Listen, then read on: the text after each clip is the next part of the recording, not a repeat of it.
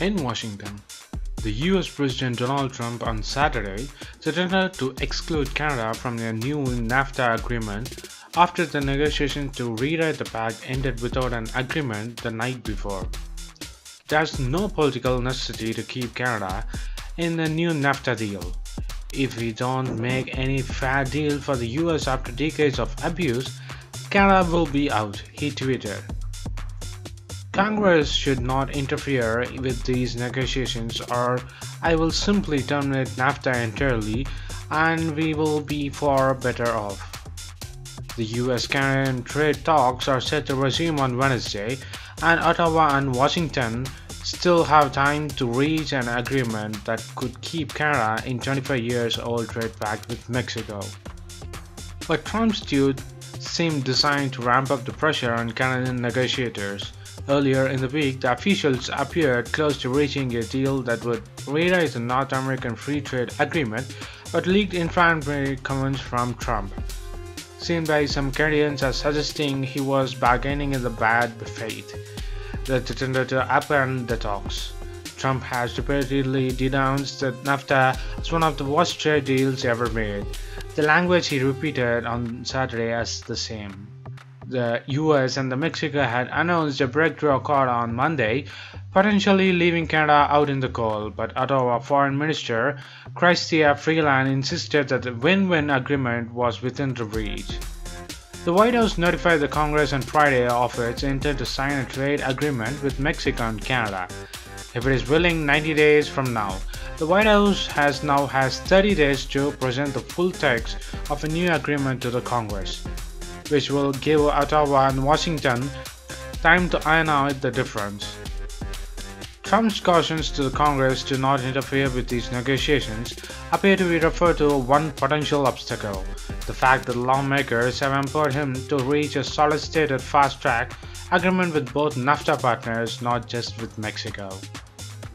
In the second tweet on Saturday, Trump suggested that the United States would be better off with no trade agreement than with a flawed NAFTA deal. We were far better off before NAFTA. We make new deal or go back to pre-NAFTA, he said. We will only sign a deal if it is a good deal for Canada. Again, no deal is better than a bad deal for Canada and for Canadians, and that's exactly what we are remaining firm on. Sounding a more optimistic note, the Freeland has said late in the week that with goodwill and flexibility on all sides, I know we can get there. But she repeated that Canada would only sign an agreement that was in the national interest. Our officials are continuing to work towards the agreement, the US Trade Representative Robert Lighthizer said, expressing the benefits to US workers and businesses.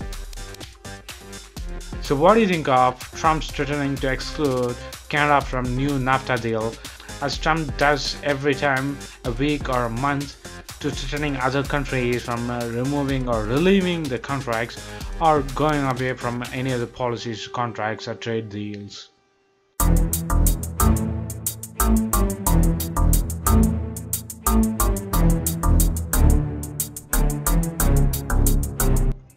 Suresh Prabhu, the Commerce and Industry Minister of India, led the Indian delegation at St. Petersburg International Economic Forum on May 25th and 24th to initiate an economic summit as follow-up of the visit of Prime Minister Narendra Modi of India to Sochi for an informal summit with Russian President Vladimir Putin.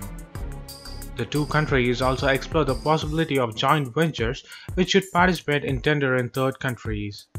The minister during his engagement invited the various ministers, governors and CEOs to bring a delegation of top 100 CEOs to visit India for a summit and the meeting, with government officials and Indian CEOs where sector-specific industry would meet each other to discuss, build contacts to create sustained engagements. As India and Russia are getting so much closer and getting into economic trades and bilateral ties, US is getting eager and Trump is a little bit afraid or shocked to see India and Russia getting closer than US in relationship on defense and economy. The minister met 5 Russian ministers and several top business leaders representing railways, communication and media, fertilizers and startups. During the various meetings, the both sides appreciated and noted the fact that India-Russia trade has increased considerably. but was also still less the potential. The thrust of the conversation was creating and executing a plan for increased India-Russian trade economic cooperation. Towards this end, logistics, the infrastructures, the knowledge and based economics, diamonds and golds were highlighted as the important focus areas. In the infrastructure sector, the status of joint study with Russian railways and the high-speed railway line between Nagpur and Secunderabad was discussed. The Indian minister also highlighted the need to set up joint ventures which should participate in tender in third countries. The knowledge-based sectors like paramedicals, innovative industries, digital economies were discussed as the target areas of joint cooperations, with Russian Deputy Prime Minister and Indian ministers highlighting the need for the cooperation and creating a win-win plan in the areas of gold, diamond, timber, and other natural resources. The visit also discussed the creation of mechanisms to find the complementaries and remove barriers between the economies of the two countries. The Commerce and the Industry Minister of India and the Minister of Economic Development discussed the articulations of the Joint Action Plan on increased Russian economic cooperation and to submit the findings of report before the annual summit between the Prime Minister of India and the Russian President later this year.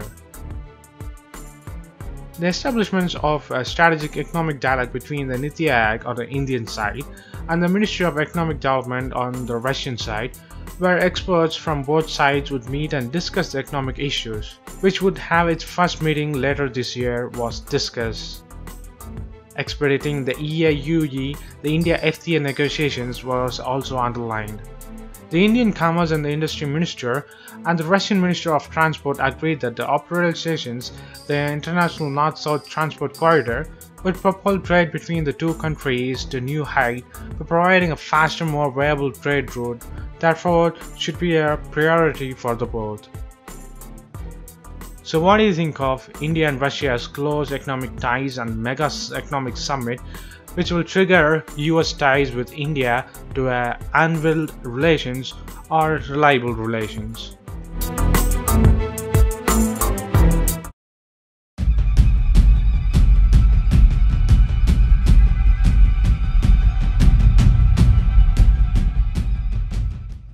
As the US steps up the heat on Russia through sanctions and the strikes on Syria, the message from Washington to New Delhi is equally clear that the countries like India should start looking at US differently.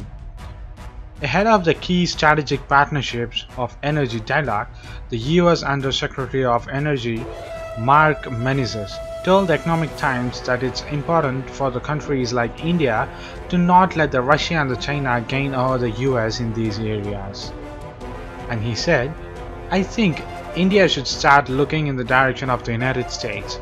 Look at us, look at what we are offering, and then choose us over other countries. I'm not saying it will happen overnight, but start looking in our direction at least." When asked on the concerns that the US may be less cost effective to Russia and China, he said, "If the countries begin to choose for the economic reasons only to go to the countries like China and Russia, which frankly do not share the values of democracy, free markets, religious tolerance, I would suggest we need to think very carefully." The US, Menezes emphasized, offers a more reliable options now that it's a net export of oil and natural gas. This allows the countries which share our values to choose between the countries that can threaten to cut off supply or exert because you are dependent on them. The US is keen. India has signaled its strategic inclinations towards the US in the energy sector, adding that the Trump administration will ensure Westinghouse builds new nuclear reactor in India. And he claims, "Be careful of those countries which come in and say the price should be determinative factor which when you enter into a co-partnership with them. We want that when the countries like India, with whom we have shared values, look for nuclear partners, they want to be with countries like US." Menezes also told to the Economic Times that he was convinced on the Westinghouse bounce back from its economic troubles to build reactors in India. "We think Westinghouse will be very strong coming out of the bankruptcy." We are very supportive of their technology and capability to build their 6 reactors here in India. Bankruptcy will be no longer an issue. He went on to add the US attaches significant importance to India's membership request to the nuclear supplier group. We are pledged that we will look critically at any effort to impose unreasonable restrictions to their membership. So what do you think of US or the United States in nearly begging for India to not to go to Russia and China, instead it has to come to US for all its needs? Is it the right direction to go only towards one country with a democracy, or it's very good safe for India to go to democratic, secularistic and communist countries to have a spreaded equal things to all the countries so that India will be safe on all the countries? Post your comments below, and if you like this video, please give a thumbs up and follow us on social networks and subscribe to our channel. And thanks for watching. This is WEC Daily. Think big, think different. Bye.